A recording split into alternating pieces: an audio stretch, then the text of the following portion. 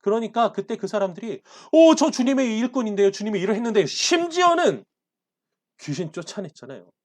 주님의 권능으로 병자 고쳤잖아요. 어떻게 제가 하나님의 일꾼이 아닐 수가 있습니까? 라고 자신의 신비로운 이정이나 사역, 역사를 가지고 근거로 들이밀지만, 그러나 주님께서 뭐라고 말씀하시느냐? 그때 내가 그들에게 밝히 말하되 내가 너희를 도무지 알지 못하니 불법을 행하는 자들아 내게서 떠나가라.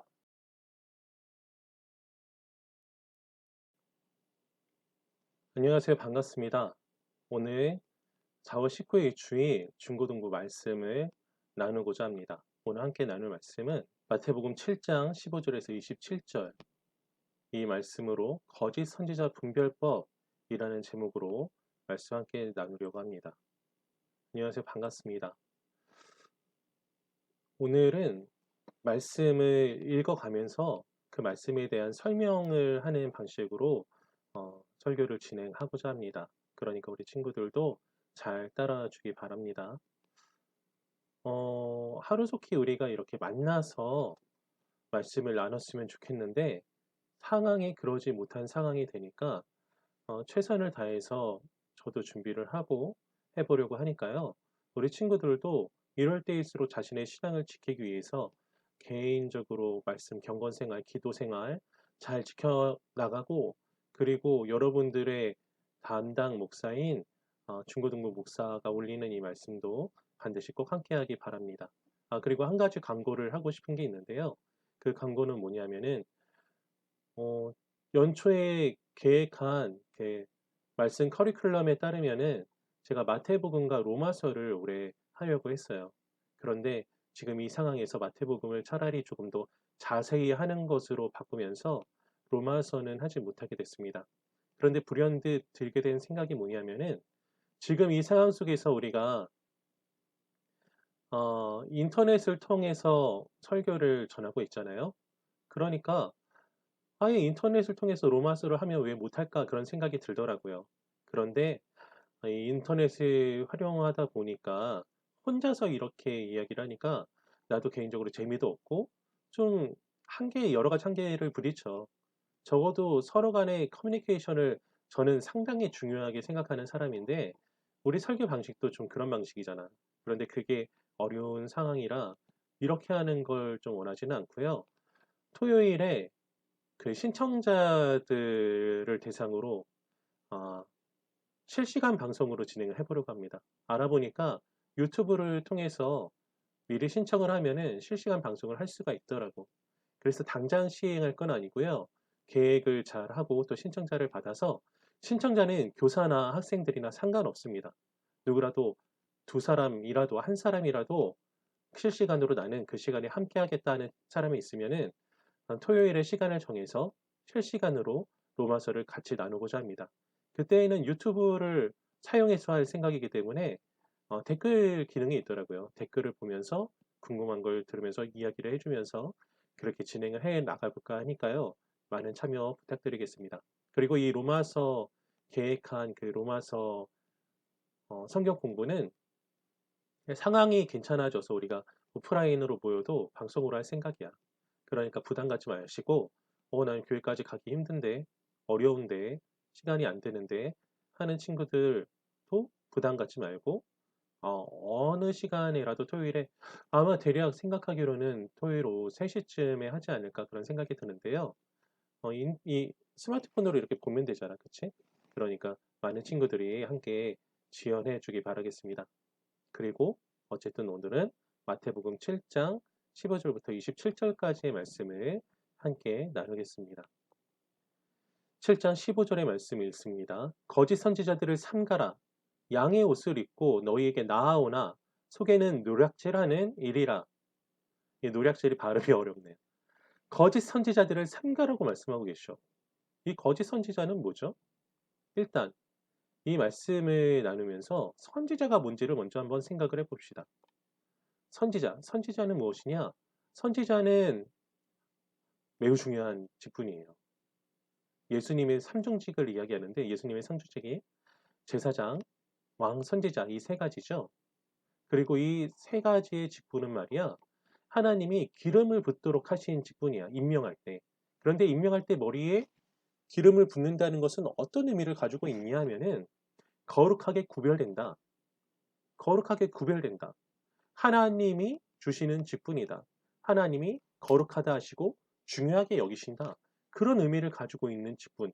그 중에 하나가 선지자인데 선지자가 하는 일이 뭐냐면은 하나님의 말씀을 사람들에게 전하는 역할을 하고 있어요. 오늘날 설교자가 선지자냐? 라고 이야기한다면은 조금 성격이 다르죠. 오늘날에는 완성된 성경을 가지고 그 성경을 그대로 읽어주는 것이 아니라 연구를 하고 공부를 해서 말씀을 가르치죠. 그런데 선지자는 직접 하나님의 계시를 받아서 받은 계시를 그대로 전하는 사람들, 자신의 뜻대로 재해석해서 전하는 것이 아니라 그 하나님의 말씀을 틀림없이 잘 전해야 되므로 말씀을 연구해서 가르치는 것과는 조금 다르지요. 어쨌든 그런 것을 차치하고 하나님의 말씀을 전한다라는 공통점은 있습니다. 선지자는 하나님의 뜻을 사람들에게 알리는 자. 그렇다면 거짓 선지자는 어떤 사람들일까요? 거짓 선지자가 거짓일 수 있는 것은 두 가지 부분이 있겠죠. 한 가지는 뭐냐면은 하나님의 말씀이 아니야, 전하는 게. 자기 생각이 들어가든지 아예 가짜든지. 다른 한 가지는 선지자 역할을 안 해. 하나님의 말씀을 들었는데 하나님의 말씀을 안 전해.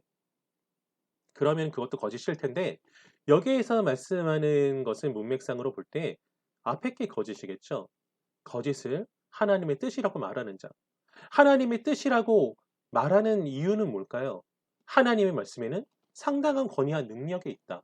왜냐하면 당신은 신정국가 체제니까 하나님이 선택된 백성 이스라엘을 다스린다라고 생각하던 때니까 그러니까 사람들이 선지자 하면은 상당한 권위를 가지고 있고 선지자가 내뱉는 말은 하나님의 말씀이라고 생각을 하므로 이건 하나님의 말씀이야. 그러니까 나한테 잘해. 돈을 내. 그러면은 사람들이 많은 사람들이 꿈뻑 죽지 않겠어요? 오늘날의 이단은 저리 가라겠죠. 그러니까 거짓 선지자들이 생겨나기도 한 것입니다. 말씀을 계속해서 볼까요? 이 거짓 선지자들은 특징이 있어. 어떤 특징이 있느냐? 표시를 해놨는데 양의 옷을 입고 있는데 사실은 노략질하는 일이다. 라고 하고 있습니다. 이 양의 옷을 입고 있다는 것은 어떤 의미를 가지고 있는가에 대해서 생각해 볼 때 우선 우리가 문화적으로 이해를 해야 될 게 있어. 당시 사회는 어떤 사회다? 이 이스라엘은 유목민족들의 시대야. 양을 치는 게 상당히 중요해. 왜? 양은 나의 다정한 이웃이자 친구자 재산이거든. 양으로부터 그 사람들은 털을, 가죽을, 고기를 얻고 젖두었습니다. 그러니까 양 하면은 그들에게 많은 것을 주는 양이 성품적으로 온순하다라는 것도 물론 있지요. 물론 있으나 그들에게 해가 되지 않고 도움이 되어 보이는 자들이라는 거죠. 그러니까 양에 빗대어서 왜냐하면 양이 아니고 양의 옷을 입고 있으니까 겉으로 보기에는 양처럼 유순해 보이고 겉으로 보기에는 양처럼 사람들에게 도움이 되어 보이지만 그러나 실상은 노략질하는 일이다. 1위는 뭐야? 이 유목민족에게 유목사회에서 1위는 가축을 훔쳐가는 나쁜 놈들이잖아. 오히려 사람들이 가지고 있는 것을 빼앗으려는 존재, 당시의 최대의 위협 중에 하나겠죠. 왜냐하면 심각한 재산상의 피해를 가져오니까. 그것이 바로 노략질하는 일인데 거짓 선지자들이 하나님의 뜻이라고 거짓을 전하는 이유가 자신의 이익을 위해서 사람들에게 뭔가를 주기 위해서 그러는 것이 아니고 자신의 것을 싹 빼먹으려고 하는 그런 사람들이기 때문에 거짓 선지자는 이런 사람들이다 라고 말씀을 전하고 있습니다. 이 거짓 선지자를 잘 분별을 해야 돼. 그런데 이 거짓 선지자를 왜 잘 분별을 해야 될까? 왜냐하면 그 당시에는 앞서 말했듯이 신정국가 그리고 하나님의 뜻이라고 거짓말을 치려고 마음을 먹으면 얼마나 큰 영향력을 발휘할 수 있겠어. 그러니까 잘 분별을 해야 되는데 계속해서 말씀을 읽어가면서 그 거짓 선지자를 분별하는 방법을 한번 찾아보도록 합시다. 예수님께서는 뭐라고 가르치셨는가? 마태복음 7장 16절을 보면은 그들의 열매로 그들을 알지니 라고 말씀하고 계시죠. 무엇으로? 그들의 열매를 가지고 계속된 구절을 보겠습니다. 그들을 알지니 가시나무에서 포도를 또는 엉겅퀴에서 무화과를 따겠느냐 라고 말씀하고 계시죠. 이 말씀을 보니까 생각나는 게 뭐가 있죠? 콩 심은 데 콩나고 팥 심은 데 팥 난다. 그 사람이 선한 의도를 가지고 있고 참으로 하나님의 말씀을 전하는 자라면은 선한 의도대로 선한 결과대로 왜냐하면 하나님의 말씀은 분명히 역사의 운동력에 있어서 골수를 쪼개기까지 새롭게 하고 생명을 주시는 말씀이니까 그런 열매들이 드러날 텐데 그게 안 보이면은 가짜라 이 말이죠. 계속해서 읽어볼 텐데요. 읽어본 말씀 17절 이와 같이 좋은 나무마다 아름다운 열매를 맺고 못된 나무가 나쁜 열매를 맺나니 좋은 나무가 나쁜 열매를 맺을 수 없고 못된 나무가 아름다운 열매를 맺을 수 없느니라 라고 말씀하고 계십니다. 그런데 여기서 한 가지 질문이 있어요. 여러분, 앞서 뭐라고 이야기를 했죠? 16절을 보면은 그들의 열매로 그들을 안다고 말씀을 하고 계셔. 그렇다면은 여기에서 말씀하고 있는 열매가 무엇인지를 알아야 될 거 아니야? 사람들이 눈에 보이는 것들을 한번 생각해 봅시다. 사람들은 어떤 걸 중요하게 여기죠? 돈이 많은 걸 중요하게 여겨. 믿음 생활을 하는 사람들이라 할지라도 저 사람이 신앙을 잘 가지고 잘 생활하니까 부자가 됐네. 이러면은 책으로 쳐주죠. 저 사람이 신앙생활 잘했더니 아이들이 다 좋은 대학에 갔네. 이러면 책으로 쳐줘. 저 사람 가문이 신앙생활 잘했더니 건강하구나. 그러면 책으로 쳐주는데 여기에서 말하고 있는 열매가 과연 그런 열매일까? 물론 신앙생활 잘하면 하나님이 그렇게 삶 속에서 여러 가지 축복들을 해 주실 수 있죠. 그런데 과연 그것이 열매일까를 생각해 보면 그것이 열매라고 말을 할 수 있다 없다? 할 수 없다. 왜 할 수 없느냐? 왜냐하면 이전의 말씀들을 생각을 해보면 그럴 수가 없다는 거야. 여러분이 말씀 직전의 말씀은 어떤 말씀이었는지 혹시 기억이 납니까? 기억이 나지 않을 수 있는데 어떤 말씀이 있었냐면은 좁은 문으로 난 좁은 길로 가라는 말씀이 있었어. 그리고 좁은 문으로 난 좁은 길로 가라는 말씀 이전에는 내가 받고 싶은 대로 상대방을 대접해라 라는 말씀이 있었어. 그리고 그 전에는 팔복에 대해서 말씀하셨는데 그 핵심은 뭐냐 하면은 마음에 하나님에 대한 간절함이 있는 자들, 자기 자신이 연약한 줄 알고 자만하지 않고 교만하지 않고 나의 연약함과 죄됨을 알고 오직 하나님의 은혜를 구하는 신령이 가난한 자들에게 천국을 주신다.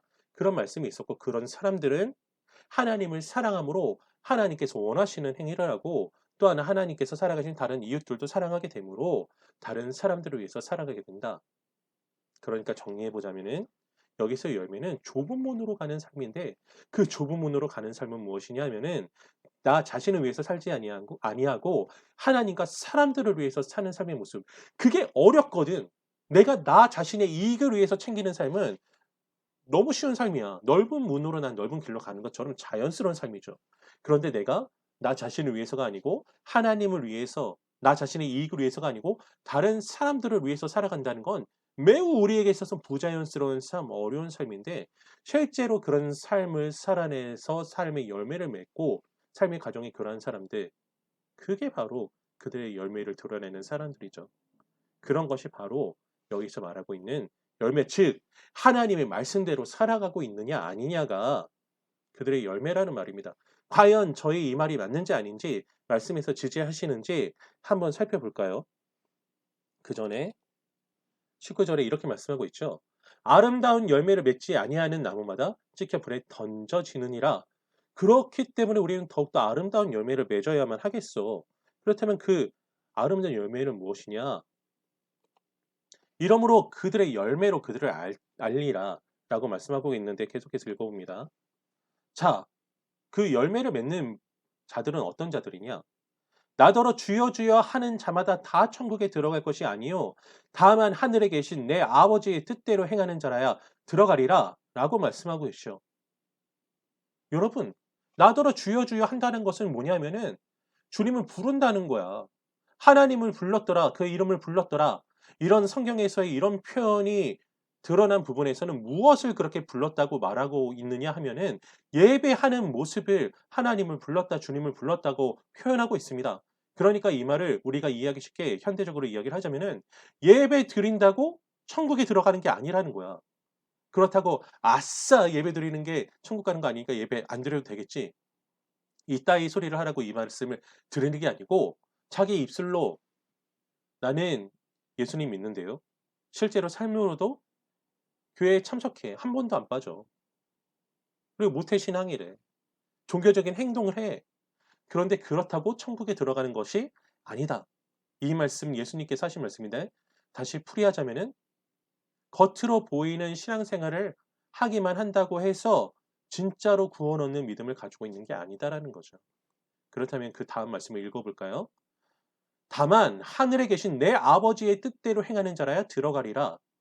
이 말씀은 뭐냐면은 자, 그러니까 천국 가기 위해서 하나님 말씀을 지켜. 이 말씀을 하시는 게 아니야. 뭐냐? 진짜 믿음을 가지고 있는 사람들은 하나님을 사랑하는 자들은 하나님께서 무엇라 말씀하시는지에 대해서 온갖 관심과 귀 기울임을 가지고 듣고 행하고자 한다고. 하나님 말씀대로 살고자 할 수밖에 없게 되므로 참으로 하나님이 말씀하신 그대로 행하는 모습을 가지고 있는 믿음, 참된 믿음을 가지고 있는 자가 구원받는다. 참된 믿음을 가지고 있으면 행하고자 한다. 행함이 드러난다. 스스로의 능력으로 행하는 게 아니고 성령께서 깨닫게 하시고 능력 주심으로 그것을 행할 수 있게 된다라는 건데 자세한 설명은 나중에 하기로 하고 정말로 믿으면 입술로만 나불거리는 게 아니라 그의 삶으로 믿는 것이 드러난다라는 그런 의미인 거죠. 그런데 드러나는 것이 무엇? 잘 사는 게 드러나는 것이 아니라 건강한 게 드러나는 것이 아니라 잘생겨지는 게 드러나는 것이 아니라 하나님의 말씀대로 살아가고 있는 삶의 모습이 드러날 수밖에 없다라고 말씀하고 계십니다. 그러니까 그런 신앙을 삶의 모습을 가지고 있는 사람들이 진짜로 참된 선지자고 아니면 거짓 선지자, 참된 신앙을 가지고 있는 거고 아니면 참된 신앙이 아닌 것이죠. 연에서 읽어봅니다. 22절은 길어서 둘로 나눠서 읽어볼게요. 그날에 많은 사람이 나더러 이르되 주여 주여 우리가 주의 이름으로 선지자 노릇하며 보세요. 주의 이름으로 선지자 노릇을 해도 가짜 선지자일 수 있다는 거야. 주의 이름으로 선지자 노릇했다는 건 뭐야? 오늘날로 여러분 설교자와 선지자가 똑같지는 않아요. 하지만 표현하자면 저 목사인데요. 설교했는데요. 하나님의 말씀을 가르쳤는데요. 그런데 이것도 참된 신앙이다 아니다? 아닐 수 있다는 겁니다. 두려운 말씀이죠. 계속해서 읽어봅니다. 주의 이름으로 귀신을 쫓아내며 주의 이름으로 많은 권능을 행하지 아니하였나이까 하리니 그러니까 그때 그 사람들이 저 주님의 일꾼인데요. 주님의 일을 했는데 심지어는 귀신 쫓아냈잖아요. 주님의 권능으로 병자 고쳤잖아요. 어떻게 제가 하나님의 일꾼이 아닐 수가 있습니까? 라고 자신의 신비로운 이정이나 사역, 역사를 가지고 근거로 들이밀지만 그러나 주님께서 뭐라고 말씀하시느냐? 그때 내가 그들에게 밝히 말하되 내가 너희를 도무지 알지 못하니 불법을 행하는 자들아 내게서 떠나가라. 뭐라고? 불법을 행하는 자들이라. 그러니까 이 말씀은 뭐냐면은 불법을 행하는 자들이 있을 수 있다는 거야. 그러니까 여러분 기적을 행한다고 다 믿지 마세요. 입술로 그냥 고백한다고 믿지 마세요. 이게 도대체 우리한테 왜 필요하느냐? 첫째로 이단에 빠지지 않으려면 필요하죠. 이단은 대부분 그럴듯한 말로 포장하고 그리고 여러 가지 신비로운 일들을 벌일 수도 있어요. 여러분 생각해 보세요. 사람들이 왜 구술할까? 사람들이 왜 이단에 빠질까? 왜냐하면은 귀신도 능력을 행하거든. 구술해도 병이 나을 수도 있을 것 같은 상황이 이루어지고 이단 교주도 꿈에 나타난대. 그런 신비하고 사람들이 보기에 놀라운 일들이 거짓 선지자, 가짜 신을 통해서도 귀신들을 통해서도 이루어질 수 있으므로 그런 것을 바라보고 믿어서는 안 되고 참으로 그 사람이 하는 말이 하나님 말씀대로인지 그리고 그 사람의 삶의 모습이 그렇게 살아가고 있는지를 보고 판단을 해야 돼. 오늘날 같은 시대는 더 그렇죠. 매스미디어 시대라고 하는데 미디어 설교가 얼마나 많아. 그런데 그 말씀이 여러분 우리가 잘 분별해야 되는데 성경대로 잘 이야기가 하고 있나 아니면 자기 뇌피셜을 이야기하고 있나 감성으로 말씀을 전하고 있는가 그걸 잘 분별을 해야 돼요. 그렇지 않으면은 거짓 선지자에 휘둘린다고 가짜 설교에 휘둘려서 엉뚱한 신앙을 가질 수 있게 되므로 우리는 조심해야 된다. 그러므로 누구든지 나의 이 말을 듣고 행하는 자는 그 집을 반석 위에 지은 지혜로운 사람 같으니 읽어봅니다. 비가 내리고 창수가 나고 바람이 불어 그 집에 부딪히되 무너지지 아니하나니 이는 주추를 반석 위에 놓은 까닭이요. 주님께서 우리에게 이렇게 일러주신 대로 말씀을 근거해서 흔들리지 않는 변함이 없는 말씀을 가지고 굳건하게 신앙을 가지고 있으면은 어떤 환란이 와도 흔들리지 않을 수 있다. 하나님 믿는데 어떻게 병에 걸리나요? 하나님 믿는데 어떻게 사고당해서 죽을 수 있나요? 하나님 만나는데 어떻게 믿는데 어떻게 박해를 당할 수 있나요? 라는 상황에서 좌절하지 아니하고 그래. 하나님 믿어도 순교할 수도 있어. 라고 담대하게 믿음의 길을 갈 수 있는 사람이 되므로 무슨 상황인들 흔들리겠어 신앙이? 생명도 내어놓을 수 있는 굳건한 신앙이 생기는데 반면에 그렇지 못한 사람들은 나의 이 말을 듣고 행하지 아니하는 자는 그 집을 모래 위에 지은 어리석은 사람 같으리니 비가 내리고 창수가 나고 바람이 불어 그 집에 부딪힘에 무너져 그 무너짐이 심하니라. 어려운 일이 생기면은 그 신앙이 무너져 버린다는 겁니다. 그리고 뿐만 아니고 나중에는 분명히 홍수가 뭐야? 엄청난 심판을 하나님께서 내리실 텐데 사람들이 보기엔 잘 살아 보이고 괜찮아 보여도 그 최후의 심판을 도저히 피할 수 없겠다라는 말씀입니다. 오늘 27절까지 말씀을 읽었죠. 27절까지 말씀을 읽으면서 우리가 거짓 선지자 분별법을 살펴봤어. 거짓 선지자를 어떻게 분별하죠? 그 사람이 말씀대로 행하고 있는가? 성경대로 설교하고 있는가? 이걸 보면 우리는 거짓 선지자를 분별할 수 있습니다. 이 거짓 선지자 분별법이 우리에게 주는 이익이 두 가지가 있어요. 뭐가 있을까요? 한 가지는 거짓에 현혹되지 않게 한다. 그럴듯한 돈의 명예에 외모에 어쩌면 유머에 흔들리지 아니하고 바른 말씀을 선택할 수 있게 한다. 그래서 나의 신앙에 유익을 준다. 라는 것이 한 가지의 유익이고 다른 한 가지의 유익은 뭐냐면은 내 자신의 신앙을 점검해 볼 수 있게 한다는 거죠. 과연 그렇다면 나의 신앙은 어떠한가? 나의 신앙은 기복신앙인가? 하나님 믿으면 복을 받는 건 맞지만 물질에 얽매여서 좋은 성적에 얽매여서 신앙생활을 하고 있는가? 아니면 정말로 성경대로 믿고 살아가고 있는가? 어떤 사람은 신앙생활 한다면서 나는 하나님 믿는다면서 성경 한 자도 안 봐. 그리고 성경을 봐도 성경 말씀에 자신을 쳐서 복종시키는 게 아니고 자기 좋을 대로만 생각을 해. 그런 사람은 신앙인이 아니라고 판단할 수 있게 되고 나 자신의 신앙도 그렇게 가져가지 않을 수 있도록 애쓸 수 있게 되니 이것이 오늘의 말씀의 두 번째 유익이라 할 수 있겠습니다. 여러분, 지금 이 시대에 이 코로나19의 시대에 참 좋은 말씀을 보는 게 중요한 것 같아요. 여러분, 제가 부족합니다. 부족하고 저 자신도 연약하고 실수 많이 하지만 저의 신앙의 양심을 가지고 또 하나님께서 여러분을 저에게 맡겨주셨으니 최선을 다해서 말씀 전하겠습니다. 그러니까 여러분들은 저의 설교를 반드시 보시기 바랍니다. 그리고 혹 다른 설교를 본다 할지라도 그게 과연 성경적인지 아닌지를 잘 분별을 해서 여러분의 신앙이 흐트러지는 일이 없도록 애써 주시기 바라겠습니다. 그리고 말씀을 읽고 알려면 어떻게 해야 되겠어? 성경을 읽어야지. 제발 성경 좀 읽자, 여러분.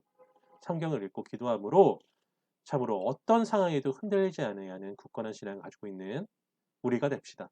그리고 아까 광고했던 거 로마서 선생님들께 말해도 좋고 댓글로 남겨도 좋고 나는 로마서 성경 공부하고 싶은 사람은 말해줘.